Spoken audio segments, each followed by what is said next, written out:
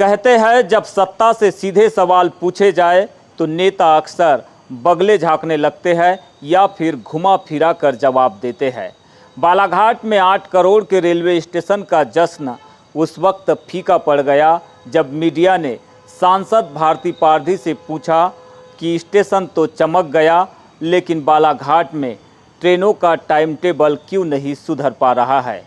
इस चुभते हुए सवाल पर सांसद मैडम ने बच्चा पैदा होने का ऐसा बेतुका उदाहरण दे डाला जो न सिर्फ हास्यास्पद है बल्कि जनता की परेशानियों का खुला मजाक है। सांसद मैडम कह रही है कि उन्हें जुम्मा 2 साल ही पूरे हुए हैं, लेकिन मैडम यह भूल गई कि जिस पार्टी का उन्होंने झंडा उठा रखा है वह प्रदेश की सत्ता में 26 सालों से काबिज है। केंद्र की सत्ता में 12 साल पूरे हो चुके हैं और यहाँ तक कि बालाघाट में उन्हीं की पार्टी का 28 सालों से सांसद है।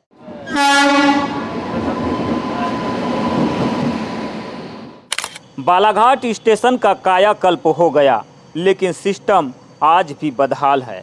ट्रेनें घंटों लेट है और कनेक्टिविटी के नाम पर बालाघाट आज भी अलग थलग है। लेकिन जब मीडिया ने जनता का दर्द सांसद भारती पारधी के सामने रखा तो उनका जवाब जले पर नमक छिड़कने जैसा था।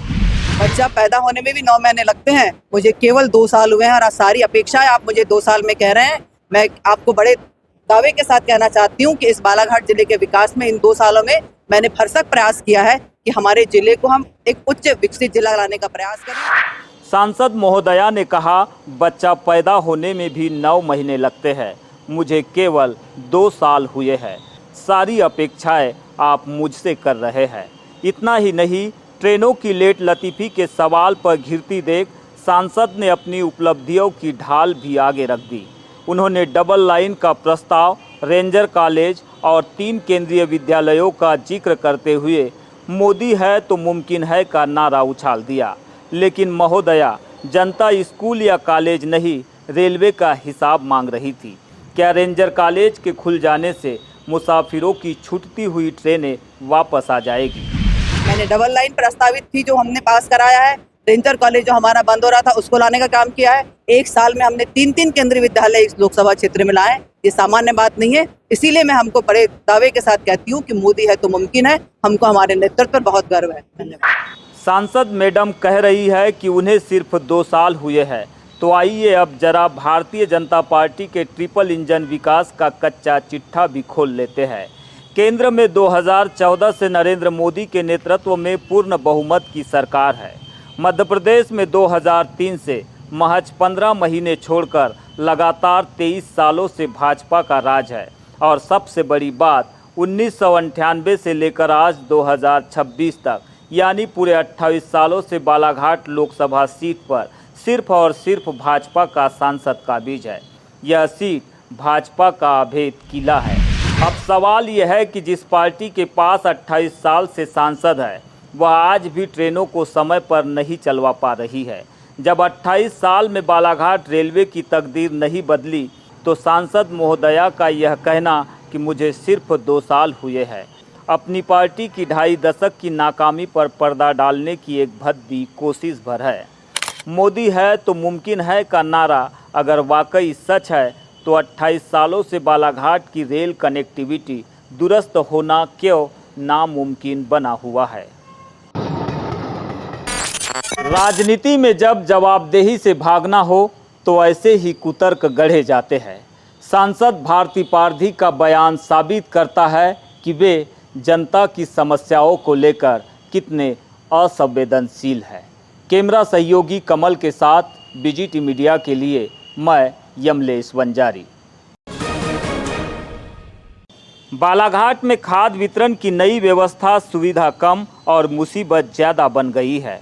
पहले किसान अपनी निर्धारित सोसाइटी में जाते थे, पर्ची दिखाते थे और खाद लेकर खेत चले जाते थे, लेकिन अब सरकार ने ई टोकन सिस्टम लागू कर दिया है। विडंबना देखिए कि इस ई टोकन साइट का सर्वर आए दिन डाउन रहता है।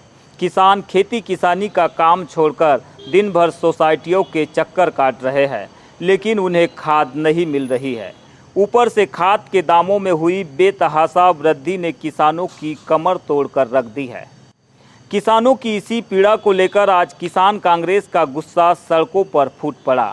शहर के हनुमान चौक पर किसान कांग्रेस के जिला अध्यक्ष भूरू पटेल के नेतृत्व में कार्यकर्ताओं ने जमकर नारेबाजी की और कृषि मंत्री का पुतला दहन किया।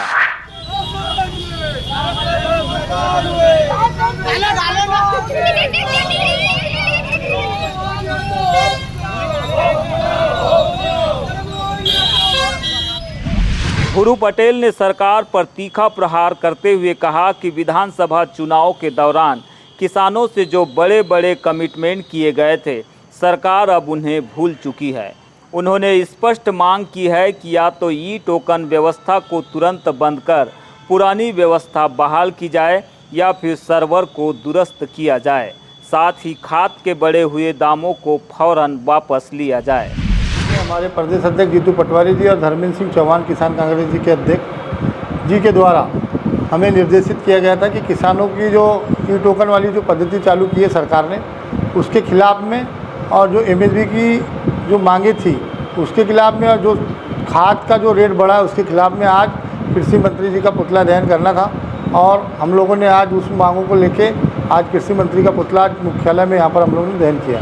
हम चाहते हैं सरकार से कि जो जो भी चीज़ें इन लोगों ने कमिटमेंट किया था किसानों से, वो एमएसपी को लेके, खाद को लेके, इनके 2700 रुपये गेहूँ को लेके, धान को लेके 3100 रुपये, ये सारी चीज़ों की मांगों को लेके हमारे नेता जो लोग हैं वो सदन से लेके, सड़क से लेके सदन तक लड़ाई लड़ने का पूरा काम कर रहे हैं। और हम लोग भी नीचे स्तर से लेके हमारे ब्लॉक अध्यक्ष, हमारे जितने ज़िले के कार्यकारिणी के लोग हैं किसान कांग्रेस के, हमारे पूरे कांग्रेस के विंग, हमारे पूरे कांग्रेस के कार्यकर्ता, सभी लोग चाहते हैं कि किसानों का जो भला सरकार के तहत हो और जो उनकी मांगे वो पूरी हो।